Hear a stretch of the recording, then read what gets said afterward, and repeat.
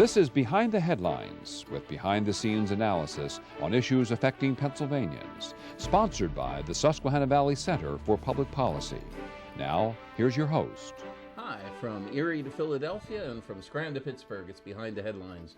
I'm Charlie Greenewald, Senior Fellow at the Susquehann Valley Center for Public Policy, and I'm joined by my co-host, Maura Donnelly. Hi, Maura. Hello, Charlie. It's nice to see you. Nice to see you, too. We have, I don't think we're done yet talking about all the things that happened during the midterm elections. Oh, no. A lot of drama and intrigue still going on. It's absolutely true. Yes. So we've arranged for one of the best experts in Pennsylvania to come and talk about this. Will you introduce our guest? Absolutely. We're really happy to have Brad Bumsted here with us. Welcome, Brad. Thank you. Brad is one of the best political minds, political analysts in Pennsylvania. And political writers. And so we're very happy to have you here. And we want to congratulate you on your recent awards for your newspaper, The Caucus. So tell us a little bit about what you won and how it's going, because it's really wonderful. Right, it sounds a little self-congratulatory, but you asked me. I said congratulations. So I'll tell you just real quickly, but we won 2 international awards from International News Media Association for having the best new brand of a newspaper. And we're a watchdog publication based just down the street here on State Street and do investigative stories on state government. We won a couple boxfuls of awards from Pennsylvania Newspaper Association for various editions that we put out.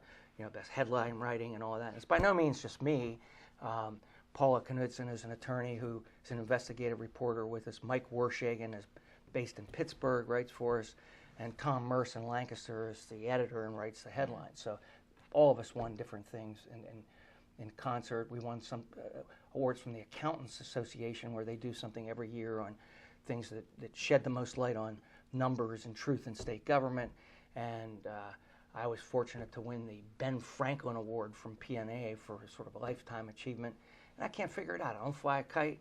I don't have long hair, and my shoes are a lot different. That's quite an honor. Yeah. Well, Maura, when someone wins a prize like the Stanley Cup, they bring it around I know, with them so everyone can touch it. Brad, well, didn't you bring any of this hardware with you? It sounds like there wouldn't be any room on our desk for all these awards. Well, I mean, at a time when newspapers are really, really struggling, this is phenomenal news for you. You must be really very happy. I am, and it precedes, what lies ahead here, and that is that there's very soon going to be a joint effort by the Philadelphia Inquirer, Pittsburgh Post-Gazette, and the Caucus for a sub-publication of our web pages called Spotlight PA.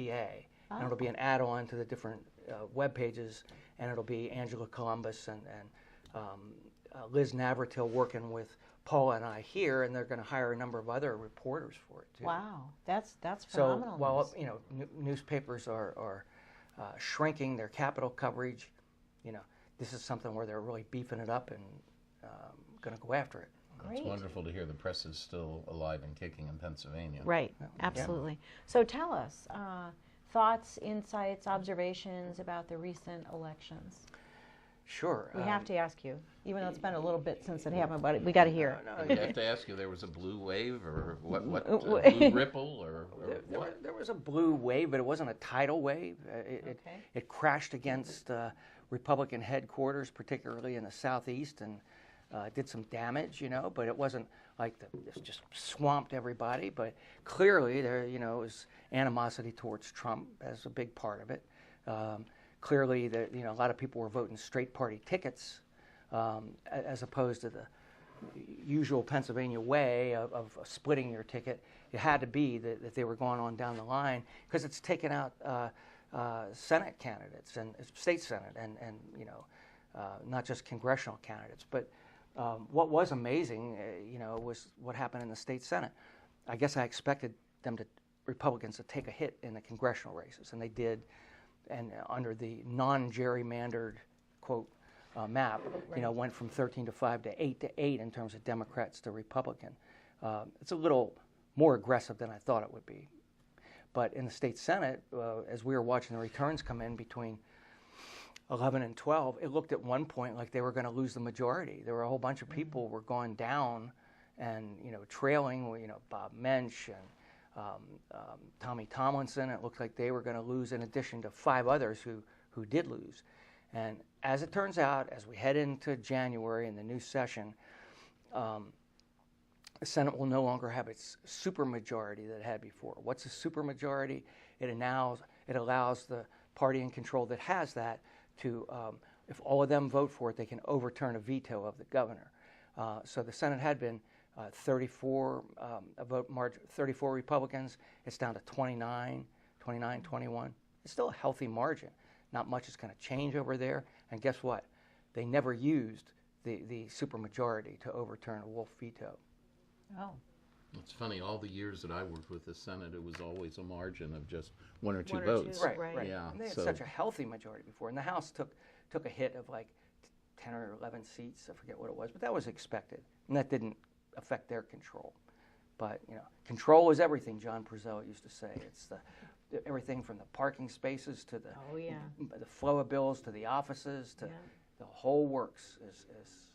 Well, is there any truth in the rumor that we hear, Brad, that the Republican caucuses on Capitol Hill or in Harrisburg may be smaller, but they're going to be more unified? There's less.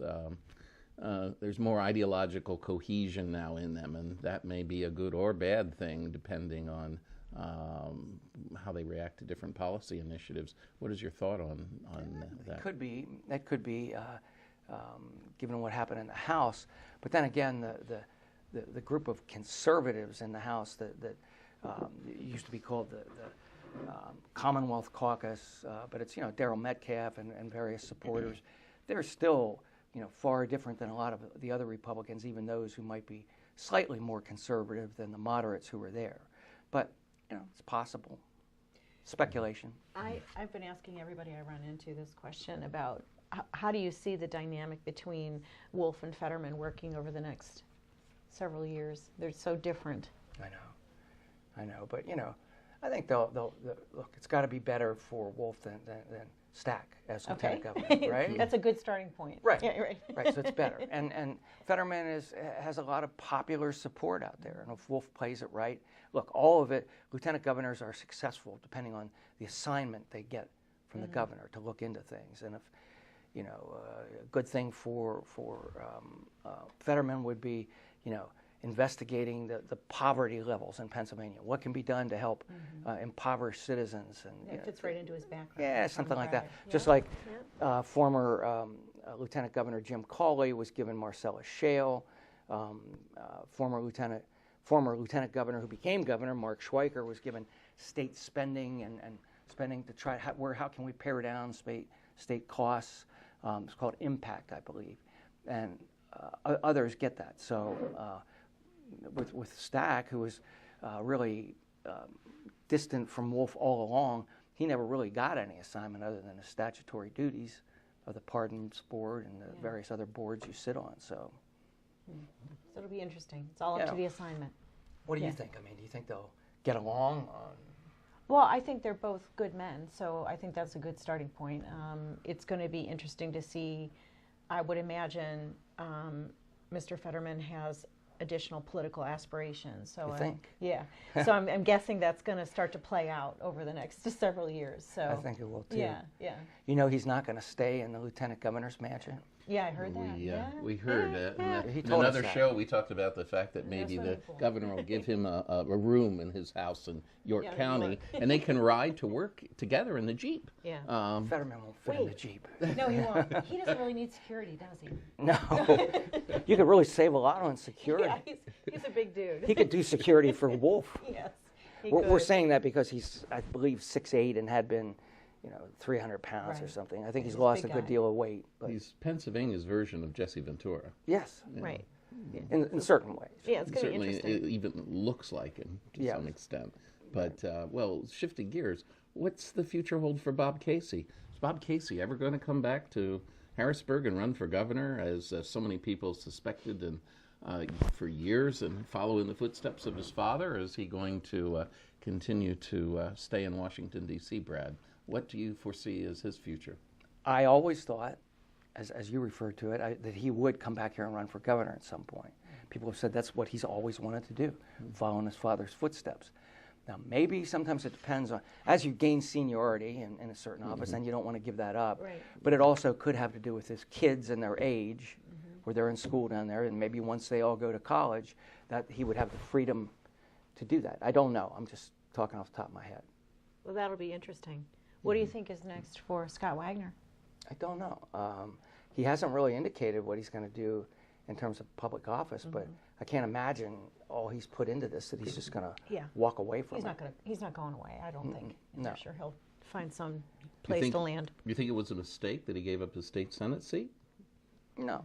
I think that when people hold a seat like that, hang on to it while they're running for another office, it can be distracting, and it doesn't inure well to their image. So what should we be keeping our eyes on for 2019? Well, I think that I would say that one of the top things is the reemergence of any legislation affecting sexual abuse in the Catholic Church. That's not finished either, by any means. Right. And what form that could take. In the meantime, what's happened in addition to the 2-year statute of limitations window that Representative Rossi and these others wanted that the Senate didn't want to deal with, you now have a victims fund being set up by the Catholic Church, which will present some interesting choices that victims have to make. Do you take the settlement and less money and get it quickly, or be in the long haul for a 6-year battle in court where you have to testify? And it's some interesting choices there. And people that I've talked to regarding the victims fund have made it clear that's something they think can save the diocese from having to do all these payouts. It may reduce the amount of money and keep them alive. What's in the future for Senator Scarnati, since he and his caucus took a little bit of heat on this particular issue? How's he going? Is he going to deal with it any differently in the upcoming session, Brad? I don't know. I mean, I think that he's under a lot of pressure, not only because of that, but the losses that took place. Even if a baseball team, there are a lot of reasons they're losing, it's the manager that gets fired, I don't think that they're going to have a revolt there, but there's got to be some grumbling. Right. It's that time of year for those changes. It is. Types of changes, right? It is. Well, usually leaders do not get replaced despite all the grumbling that exists, but we all saw John Purcell ousted as Speaker when Denny O'Brien was put in a coup arranged by former Governor Ed Rendell and Josh Shapiro, the current Attorney General. Speaking of coups, we want to have you come back very shortly to talk about the coup that has happened here in Pennsylvania with the state Supreme Court and look at the similar actions around the country. Of course, in West Virginia, we saw the Supreme Court, many of them be impeached. Why didn't we see that in Pennsylvania? We want you to come back and talk about all this, Brad. Well, I'm not sure that they bought, $5,000 desks either. But We'll be back with our next segment right after. Behind the Headlines is brought to you as a public service by the Pennsylvania State Association of Township Supervisors, the largest, most influential municipal association in the Commonwealth. Since 1921, PSATS has been preserving and strengthening township government and securing greater visibility and involvement for townships in the state and federal political arenas. Covering 95% of Pennsylvania's land mass, townships represent 5.5 million residents, more than any other type of political subdivision in Pennsylvania. Behind the Headlines is also brought to you by the Hospital and Health System Association of Pennsylvania, helping hospitals provide healing, health, and hope to communities across the state. And by the Pennsylvania Chamber of Business and Industry. The Pennsylvania Chamber serves as the frontline advocate for business on Pennsylvania's Capitol Hill by influencing the legislative, regulatory, and judicial branches of state government. Additional underwriting provided by the Worrell Corporation Foundation, based in Carlisle, Pennsylvania, by the Edward H. and Jeannie Arnold Foundation, and by the Pennsylvania Manufacturers Association. Business in Pennsylvania is our business. Behind the Headlines is also supported as a public service by the Pennsylvania Highway Information Association, the go-to source to learn about transportation projects and issues. Visit pahighwayinfo.org. Hi, welcome back to Behind the Headlines. On this segment of Behind the Headlines, Maura and I are joined by Bob Latham, who is the Executive Director of Pennsylvania Associated Constructors. Bob, you had a conference not so long ago. Was it successful or not? Well, yeah, we had about 1,800 people show up in Hershey, 170 trade show exhibit booths, and a lot of good information sharing about how the private construction industry can work better with our partners at PennDOT and the Turnpike to improve our product and make sure we're delivering a sound and quality highway product for people in Pennsylvania. So I imagine one of your biggest subjects was transportation funding? Always is, yeah, always is, and I'm kind of excited to share with you today that Secretary Leslie PennDOT Secretary Leslie Richards was one of our keynote speakers at the conference, and she took the opportunity to kind of lay out the future for us in terms of some of the challenges that we're going to face in the area of transportation funding going forward. Act 89 of 2013 was a very successful piece of legislation which boosted transportation infrastructure investment of all facets, not just highways, transit, additional money to local governments. Local governments have 70,000 miles of roads in Pennsylvania that they have to maintain, so a big boost in funding for local governments. And then also funding. What was the boost in funding, Bob? About $230 million for local governments across the boards on an annual basis out of a $2.5 billion increase in transportation.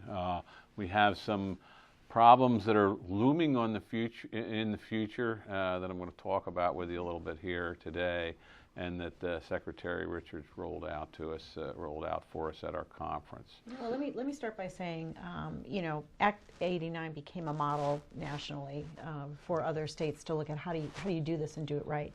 And you just mentioned a pretty big number that's going into transportation. You've got to have people that are going to come to you and say, "What?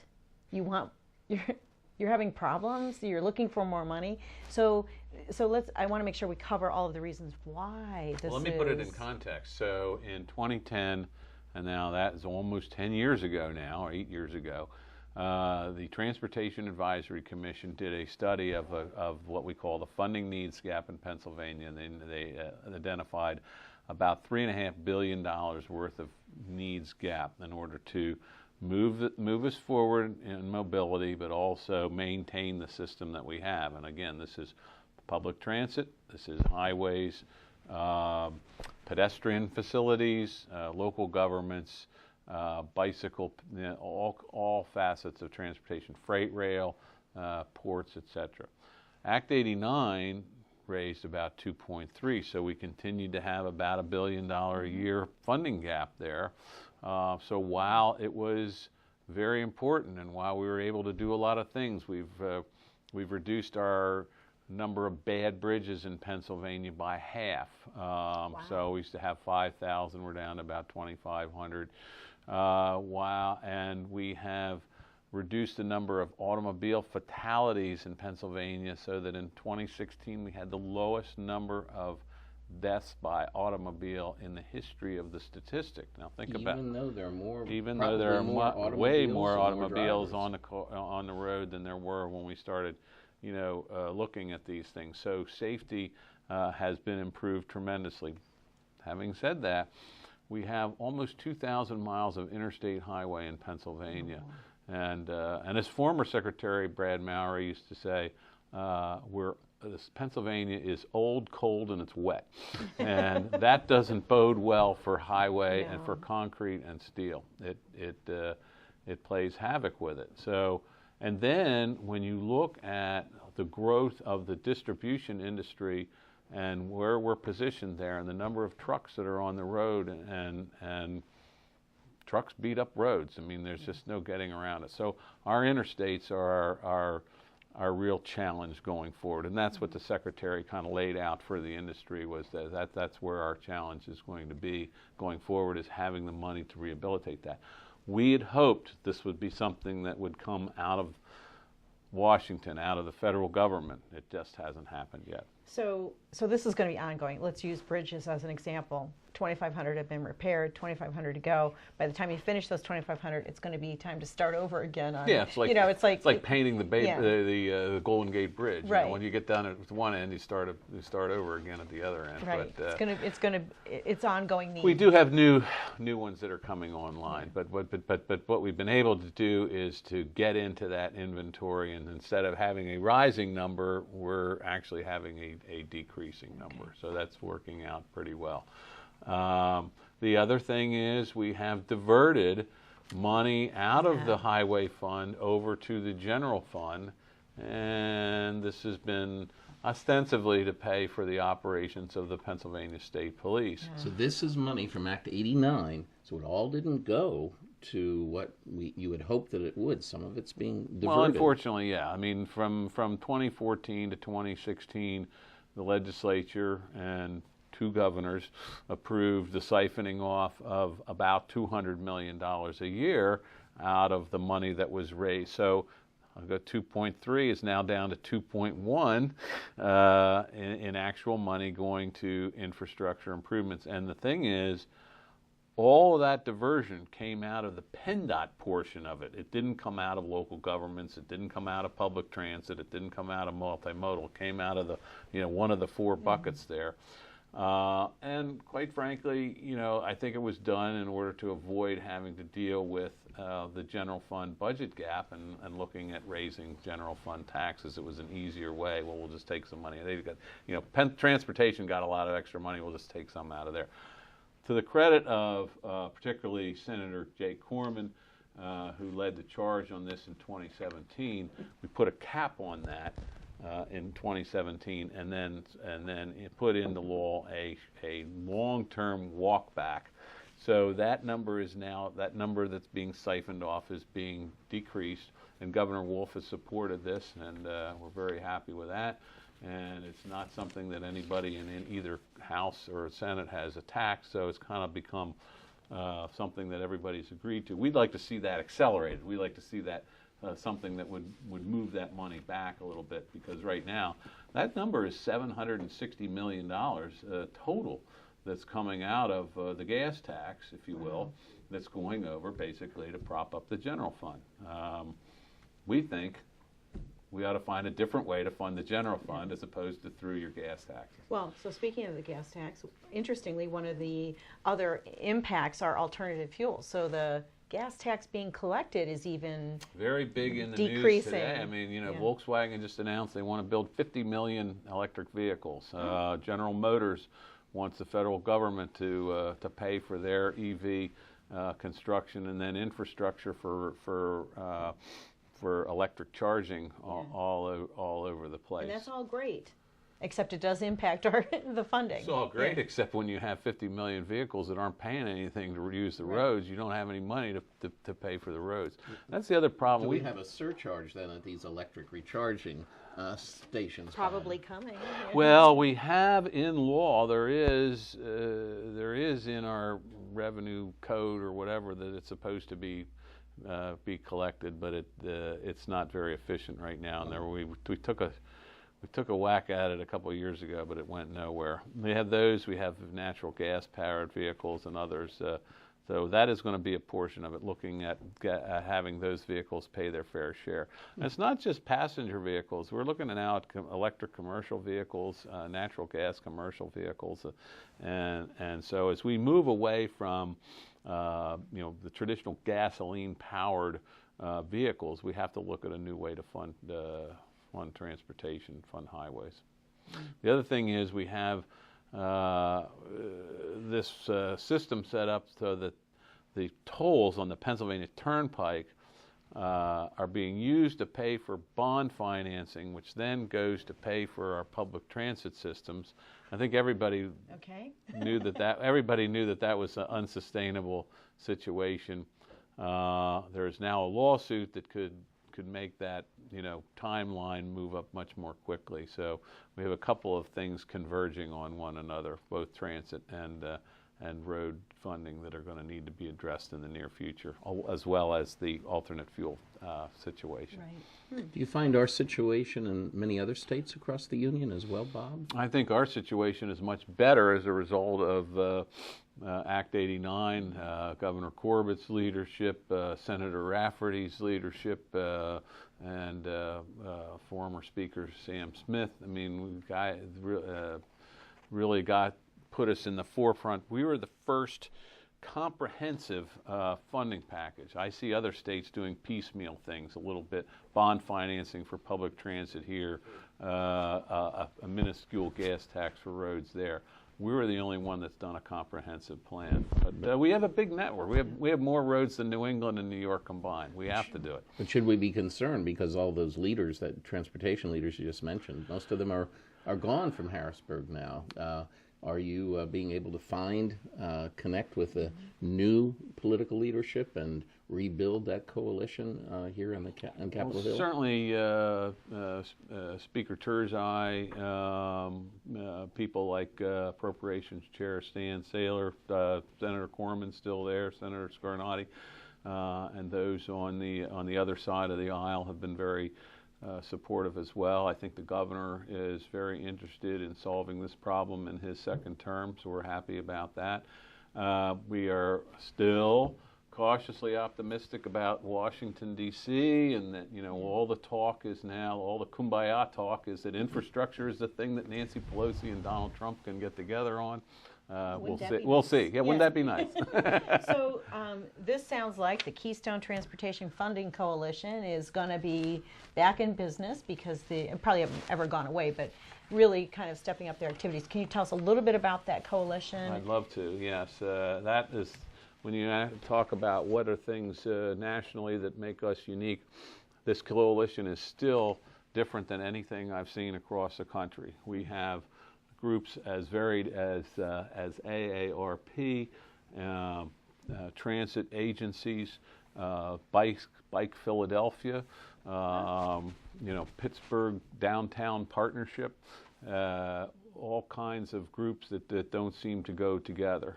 Local chambers of commerce, and then you have the highway interests like construction industry, engineering firms, and that sort of thing. So we have people who have all different types of transportation interests, and the common theme there is a comprehensive multimodal approach to transportation that's necessary. The coalition actually had several candidate forums in the fall, and we were fortunate to meet with about 25% of the people who were running for office for the first time. And we basically went through Transportation Funding 101. This is what Act 89 is, and these are some of the things we've been talking about today. So they had a little bit of a primer coming into their new job in Pennsylvania. And Bob, we're out of time again. I'm sorry. That's all right. One thing that we don't have enough of, in addition to dollars for transportation, apparently. Well, but thank you so much for bringing us up to date. We Sure. look for your next visit, and we hope that you'll visit with us again next week. We'll see you next week on Behind the Headlines.